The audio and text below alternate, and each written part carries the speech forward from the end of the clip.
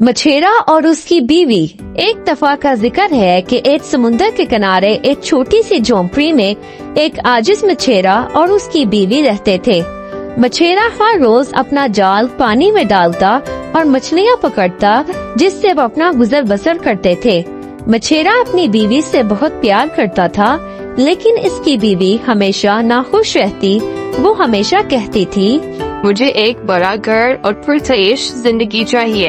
एक दिन जब मछेरे ने अपना जाल पानी में डाला तो एक चमकती हुई सुनहरी मछली इसके जाल में फंस गई।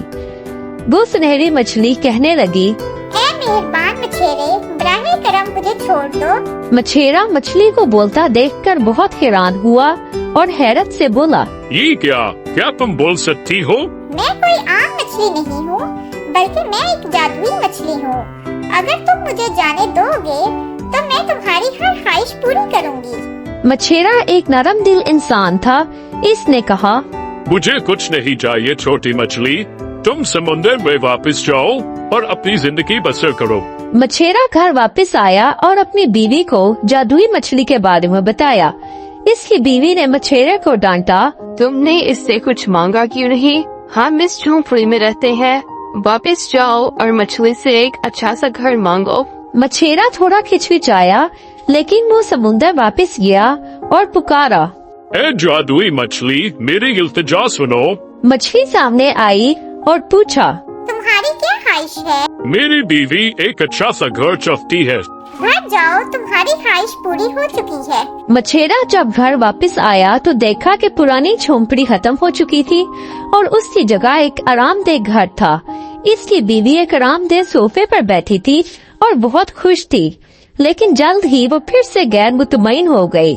ये घर बहुत छोटा है, वापस जाओ और जादुई मछली से एक बड़ी सी हवेली मांगो। मछेरे ने नाखुश होने के बावजूद अपनी बीवी की बात मान ली और दोबारा मछली को बुलाया। ए जादुई मछली, बराहे करम मेरी इल्तिजा सुनो।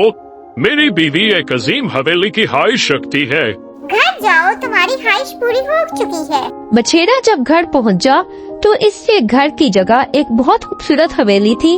वो और उसकी बीवी कुछ दिन इस हवेली में सुकून से रहे, लेकिन इसकी बीवी की लालच की कोई हद नहीं थी। हमें सिर्फ यहीं नहीं रुकना चाहिए। तुम वापस जाकर जादुई मछली से कहो कि मैं मलका बनना चाहती हूँ। मछेरा बहुत घबरा गया, लेकिन वापस समुद्र में गया।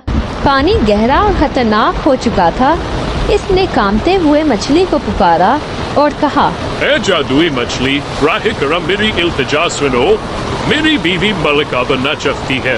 मछली ने एक ठंडी आंख भरी और कहा, घर जाओ, ये हो चुका है। मछेरा घर वापस आया और देखा कि उसकी बीवी सोने के तख्त पर बैठी हुकूमत कर रही है, लेकिन ये भी काफी नहीं था।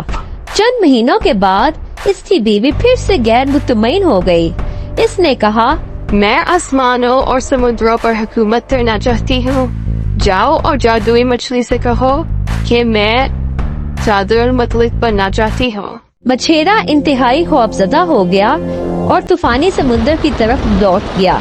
इसने जादुई मछली को पुकारा और हिचकिचाते हुए बोला, ए जादुई मछली, मेरी बीवी वो कादिर मतलब बनना चाहती है। मछली ने कुछ नहीं कहा और दोबारा समुद्र में गायब हो गई। मछेरा घर वापस आया तो वहाँ से महल और तख्त सब खत्म हो चुका था। इसने अपनी बीवी को उसी पुराने टूटी हुई झोंपड़ी में वापस पाया। वो अपने लालच पर बहुत रो रही थी, लेकिन अब बहुत देर हो चुकी थी। मछेरे की बीवी ने अपना सबक हासिल कर लिया था।